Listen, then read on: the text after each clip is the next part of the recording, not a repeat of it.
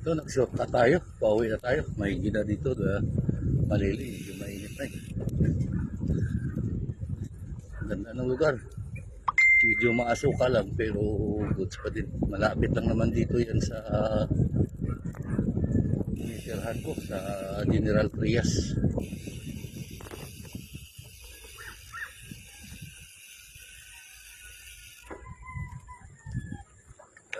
Dito tayo dumaan ng medyo malilim. Sakit na sa balat yung araw eh. So tingnan yung lugar oh. Medyo maasuka lang siya pero goods pa din. Highway pa din. Doon pa rin labas to sa Arnaldo Highway.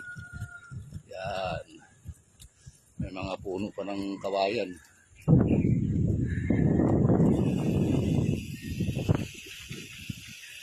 Yan. Pakurba-kurbada lang pero okay pa din.